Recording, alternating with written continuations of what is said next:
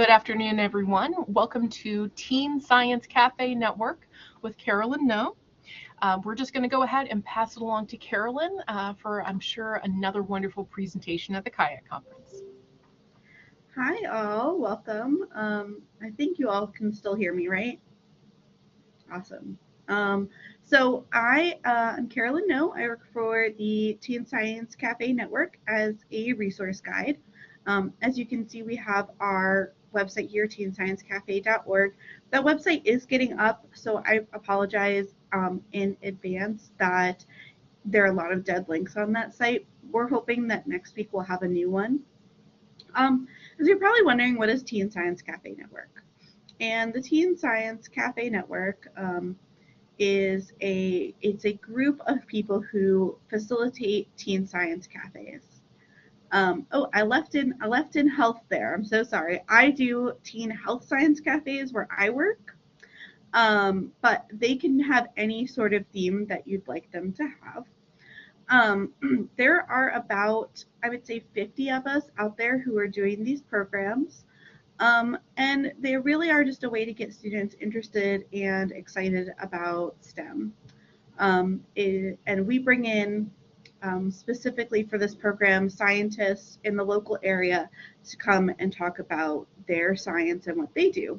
And that's really the crux of what makes Teen Science Cafe just so unique and different, is that these students are actually talking with the scientists. And so what I'm going to do for this presentation is I'm going to talk about, what a Teen Science Cafe looks like in reality, what the actual evening, event looks like. But I'm also going to talk about the structure that makes Teen Science Cafe happen, which is the youth leadership team. Okay. And I don't know why this one is blank, but we'll just move on to the next page. So we're going to talk about what a Teen Science Cafe looks like. So this is a vision board that we do with all of our leaders who start new science cafes.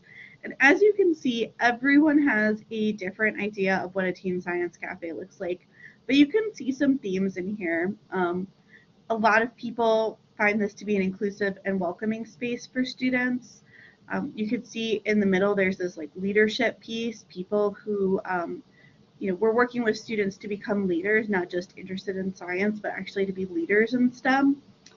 You can see a lot of little science references, a lot of stuff about having fun, because we think that the way to get students interested and excited is by having fun with science. So the program is run by a group of youth leaders.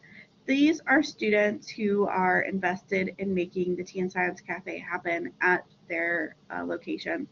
I personally work with a lot of schools, but a lot of other libraries, universities, museums run this program.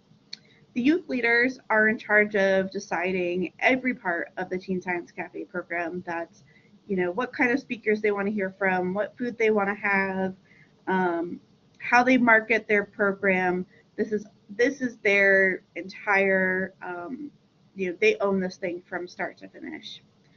So it's really partially about STEM and partially about being a youth development program.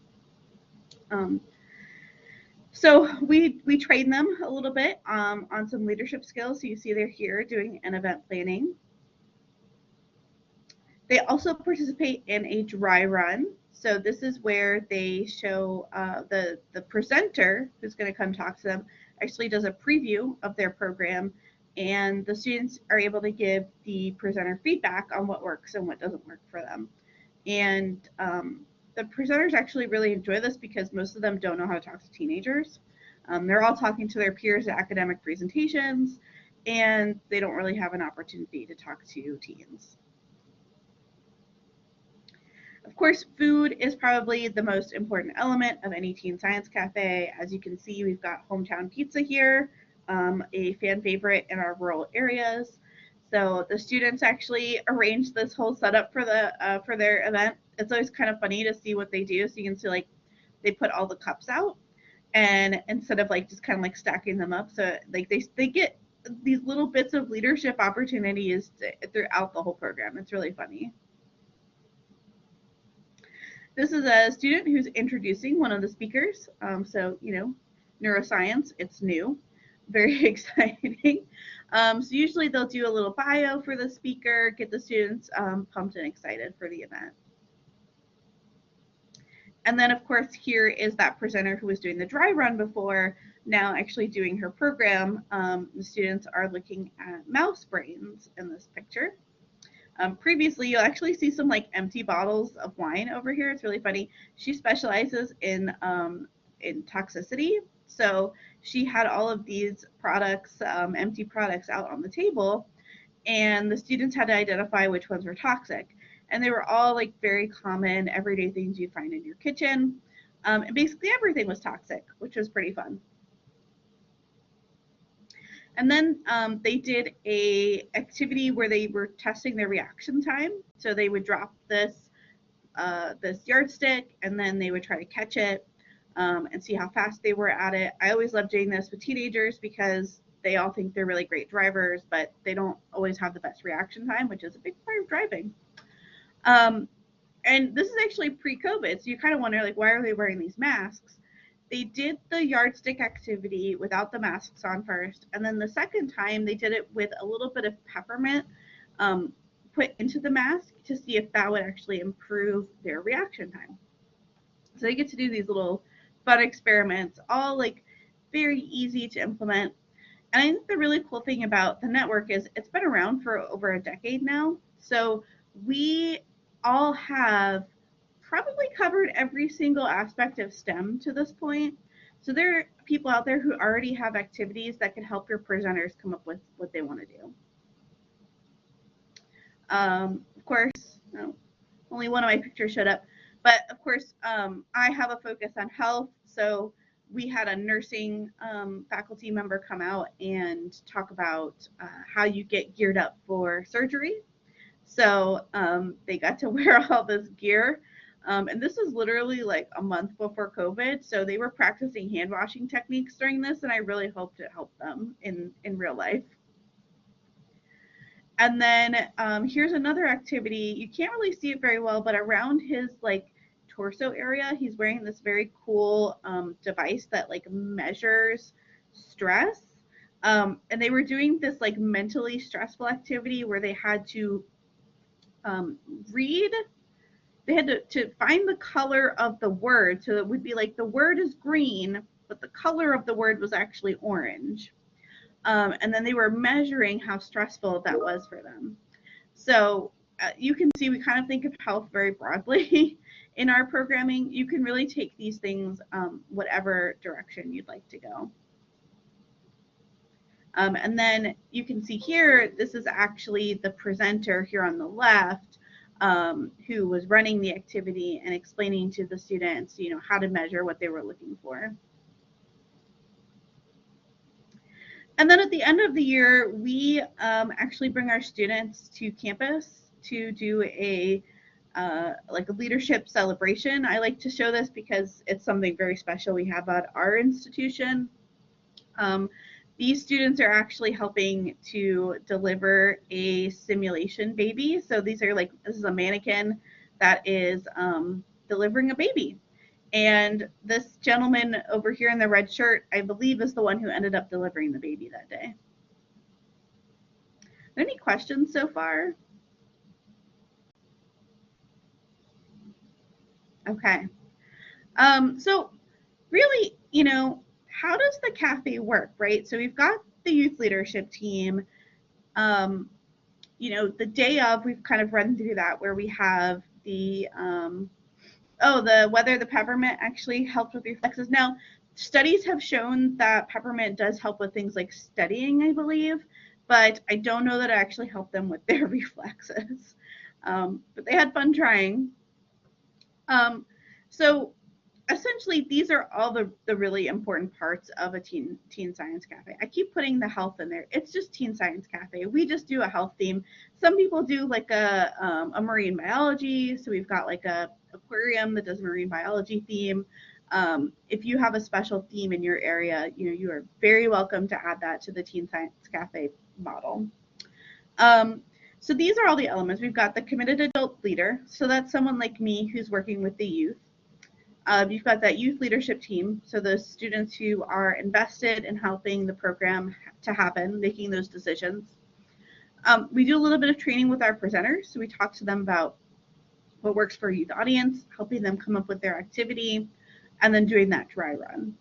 Hands-on activities, of course, I mean, we think that this stuff only works for high schoolers or younger, but honestly, this also works for adults. Hands-on is just so important. And this can look so many different ways, which I think some people think, we've got to do an experiment, or we have to, get a bunch of liquid nitrogen out and pour it on the floor. But no, you can do a lot of different things. You can even do data activities, and the kids think that's fun.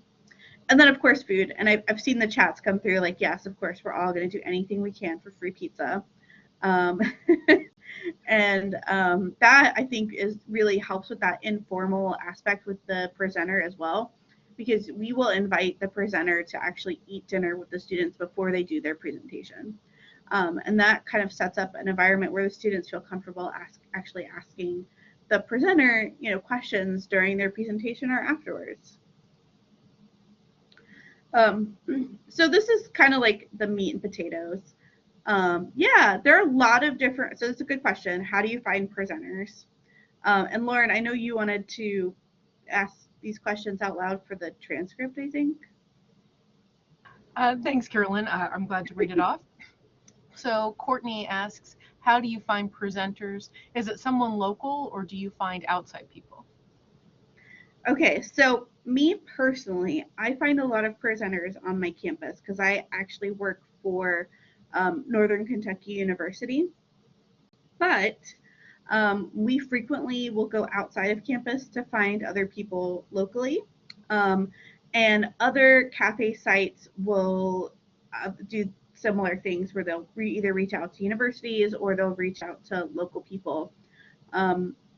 Because we're health focused, we're going to reach out to like doctor's offices and hospitals and public health places. But if you're doing a more broad, just STEM focus rather than having that health focus, you can reach out to even like, there's a suggestion in the original article for this program of like a mortician, someone who works on electricity in your area, maybe a lineman who could come out and talk about what they do. So you can think about science really, really broadly. I think the key thing for any presenter is being able to share their personal STEM story, which I've included in here, and then helping them come up with an activity that they can do to demonstrate like what it actually looks like for them to do their job or what they do for their research. Yeah, hopefully that answers the question. I put up this kind of heavy, detailed slide about the logistics of how this all happens. Typically, we have about 5 to 7 cafes in an academic year. So we consider that, when school starts to when school ends. That doesn't mean that has to be your model. There are programs that run year round. There are some that just run in the summer. There's some that run online. So there's a lot of flexibility there. With each cafe, we have the same number of dry runs, and I try to have the same number of team meetings so that they can, basically, they know what their cafe topic is, they have their meeting, they select their topics, they start working on their marketing, they figure out what food they want to do.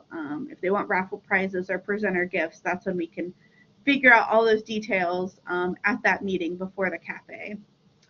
The students are also expected to help with going to the dry run and giving feedback, welcoming the students to the event, so making sure people feel comfortable, and then of course running it, introducing the speaker, putting more food out if there's not enough food on the table, even handing out the surveys that we do at the end. So we really want them to feel like this is their program. For our speakers, I mentioned earlier, like the really important thing is being able to share their story. So many of our STEM professionals say, like, I didn't really know what I wanted to do when I was growing up, and like I thought I was going to be a creative writer, and now I am, a professor of biology.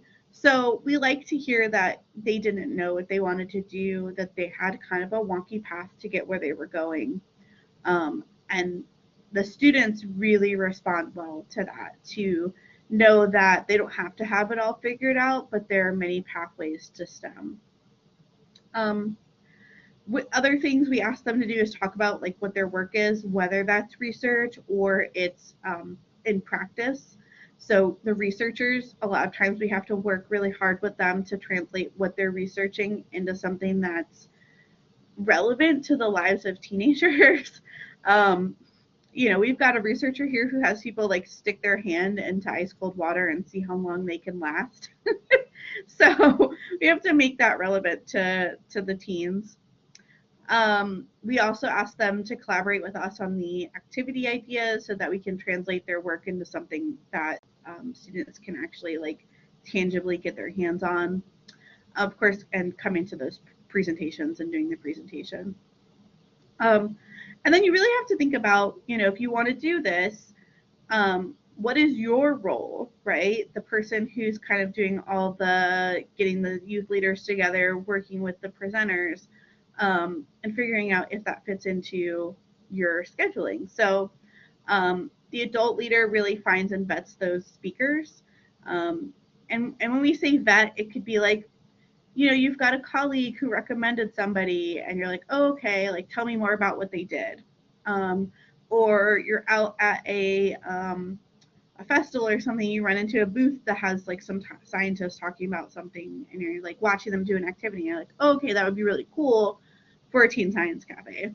So just like really doing that cursory, like, are you cool or are you boring? Because I don't need someone to come and talk for an hour at my students. The other thing you'll do is coordinate dates and locations. This all really depends on like what kind of organization you are. As libraries, you're going to have a location, so it's not going to be as much of a big deal. But finding a date that works for the students and the speaker, that's a really big part of it. Some organizations set up a schedule at the beginning of the year. Some do it month by month. I know libraries tend to be a lot more organized and ahead of the curve, which I appreciate so much because when I work with teachers, we're like literally planning it 2 weeks in advance. Helping with those activity ideas, and of course you have the support of the network for that. Buying the food or getting it donated, also an option. Helping those youth leaders get started and supporting their leadership throughout the whole program. So everybody has a little bit of a role to make all of this work together. And I think that's what makes the Teen Science Cafe just so special, is the youth have this very important role in the whole program, and the speakers are really told and supported in how to work with the teens. Do we have any other questions about these logistics?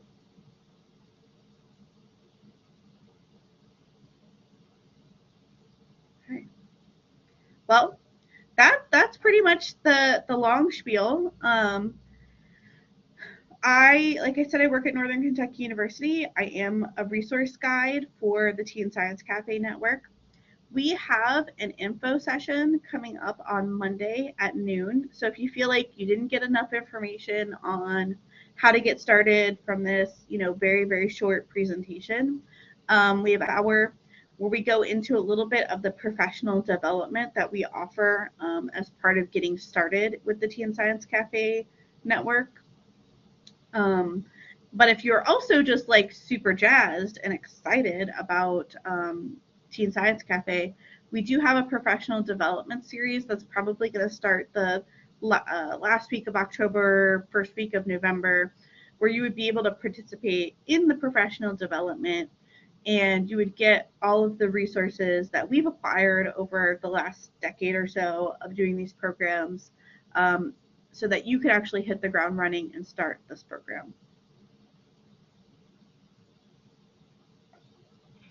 Hi, Carolyn. Yeah, First off, I'm going to pop a link in the chat. yeah. Teen Science Cafe at NKU. So on this web page in the upcoming events section, is that where they can find information about the session you mentioned on Monday? Um, no. Okay, I So tried. I tried. that is that is my very lovely website just for my Teen Science cafes. So our local ones. Okay. Um, for Monday, because we've already just kind of set it in stone, all they need to do is email me at noec2@nku.edu, and I will just add them to the calendar invitation. Excellent.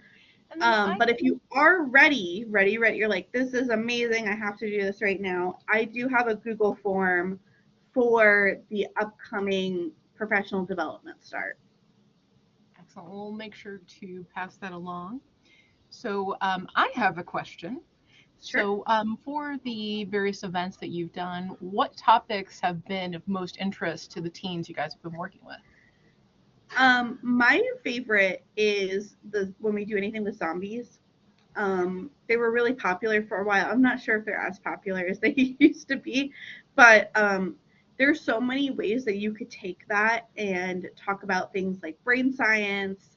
Um, we did infectious disease spread and had about 70 something students turn out for that. And we had like this glow germ stuff, if you've ever seen it, like you put it on stuff, it's not real germs, but it shows you how germs could spread, and then you have like a black light and you show where all the germs got. So we had like fake zombies kind of fake throwing up and sneezing and coughing and spreading disease all over the place. So that's really fun.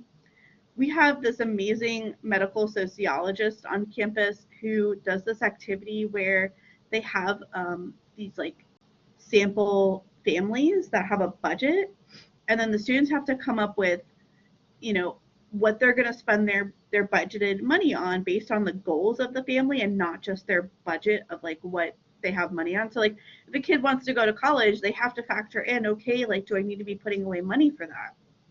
And then they get hit with these like, you know, emergency or special events.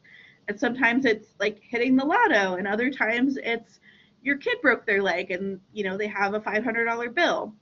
Um, the kids really, really get into that. So I think that's like, those are two really good examples of one where we have like a super hands on, like you're running around activity, and another one where we have like a small group activity where the kids are just as interested and excited, but it doesn't involve maybe as much, you know, like expensive glow germ that you're spraying all over the place. Excellent. That sounds really great. And you know, zombies, they always come back. But Tish. But I think they're still pretty popular. One of our programming kits that public libraries can borrow is for horror, and I'm pretty sure Mm, Amy has put some zombie-related things in that. If she's here, she can type that in the chat. But we've also gotten another question.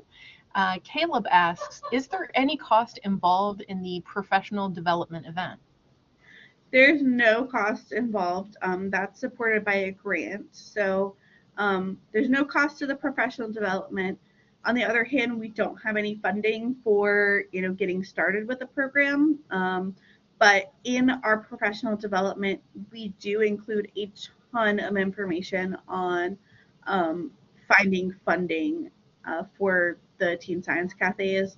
And there's a lot of cross collaboration within the network of like, oh, I found this grant, and I think, you know, this other program at this other location who's running a teen cafe could collaborate with me on that.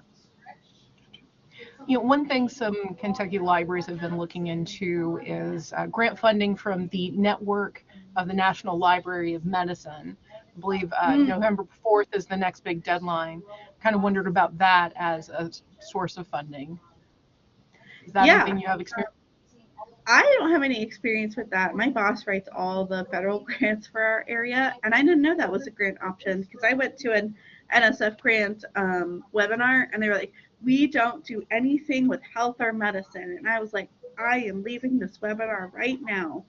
Um, but that's just for me and my cafe location. There's so many other cafe locations that would be applicable to.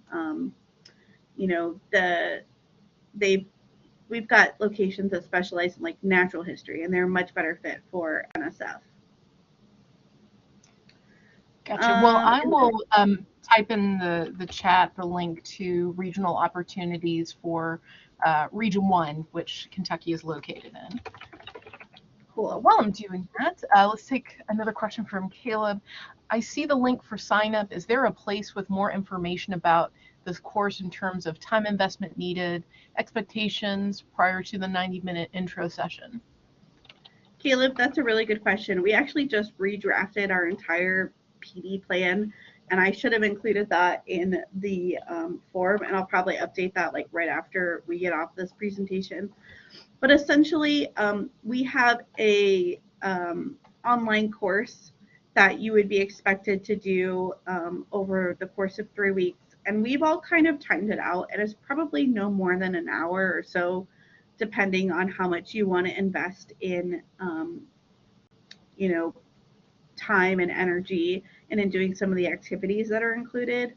And then at the end, we'll do another 1-hour session checkout where we'll run through your implementation plan, and we'll actually work through like, okay, these are things that you've already figured out. These are things that you can get done based on the PD. Here are some areas where maybe you're still struggling, like I don't know where I'm going to find presenters, and then you'll have some time to work through that.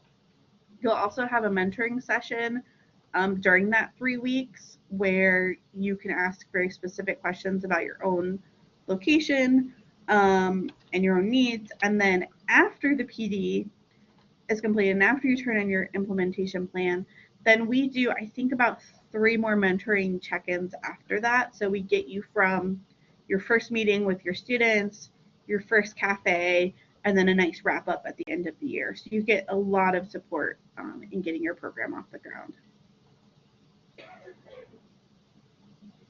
Awesome.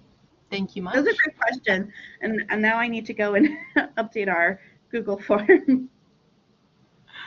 All right. And then I'll point out for folks who are looking at that network of the National Library of Medicine, they have a health information outreach grant that is due November 4th. And the time period is passed for this year, but they every year have a professional development award. So they will actually help people pay to, say, go to a library conference where they're going to, get some health literacy information. So it's we're very fortunate at a recent conference to run into somebody from the National Library of Medicine, and just blew my mind. I had no idea the funding was out there. Well, and I mean, as the Institute for Health Innovation at Northern Kentucky University, we know we have some health issues in this state, and that is one thing that we are working on. If you do go and look at the Institute for Health Innovation from that link above, you'll see that we don't just do K-12 outreach. We also do SUD work, so substance use disorder work in Owen and Carroll counties. We do health entrepreneurship, so getting people who are interested in starting businesses around health. There's just so many other programs that, like, I run the care closet on campus, so just a wide variety of things that we do, and I think there's just endless opportunity for supporting health in Kentucky. Excellent. Glad to hear it. Any other questions or comments? If you want to share about any similar programming you've done at your library. I'm not sure if anybody from Warren County is on, but recently I saw an article about a teen health event where they had one of those mannequins or dummies they use for CPR training. And it looked like the teens were very involved. So I know people are doing something kind of similar around anyone the state. in Northern Kentucky, we have a Heart Saver program where we will train you for free in CPR, first aid, and AED.